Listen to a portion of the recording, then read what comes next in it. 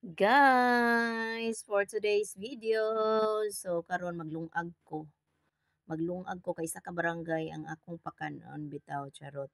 Basta gay Domingo mo na gid ni amo ang rema diri maglungag gid mig pinakadaghanan. So sayo kay kun nagmata ni nga kabuntagon ba kay it's my duty to cook everyone. Oy, dili everyone akong i-cook ha. Kun dili maglungag lang ko, maglutog sudan kay para nga pagkahuman na magsimba.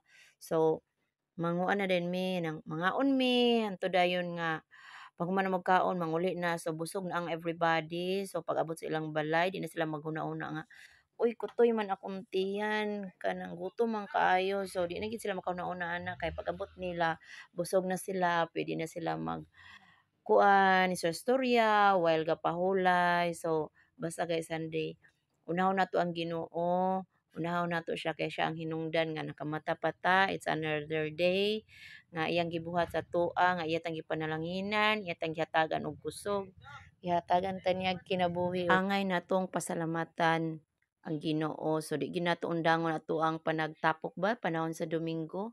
Bahalag busy kay ta kay mo gyud nay family day, pero family day nga moadto ta sa church abinta sa atong mga kaigsuonan nga aron ang nagluya na mga problema madasig sa atoa, maka-encourage sa ilaha. So guys, nagluto ko diri og nangka, nataang nangka for our pamahaw. Kay syempre mokaon tag pulong sa Ginoo. Mabusog ta sa espirituhanon nga pulong og ubanan puday nato din sa syempre busog po na atong tama. Kay nag-start naman ang atong panimbahon, so saka na ta kay nakahuman na pug kog luto didto. So let's start sa pagdayeg sa atong buhi nga Dios with our mga kaigsuonan. Ato silang kumustahon ang matag usa no kay mingaw pud baya no sa tibok semana ay kita magkita og Domingo. So panghuman nato aning praise and worship atong paminahon ang offering songs ako ang bana o sa ako ang anak magjuit sila para sa kaymayaan sa atong buhi nga Dios. Ang gigugma Jesus ning kinabuhian daygon ka wala na ilain pa nagipangandoy ko kundi ikaw Jesus. Amen. Hallelujah. Ikaw ang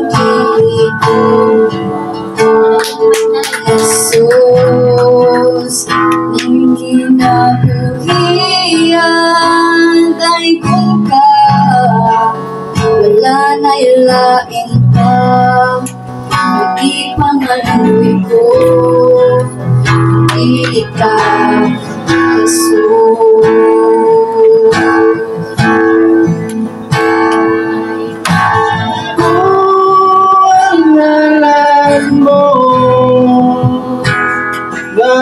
Nabuhat sa katubigan Sa kalangitan ug mga nasod naguyog ko sa imong atubangan ikaw Jesus wala na ilain pa akong yukuhan ug alagaran kay kanimo lamang akong ihalay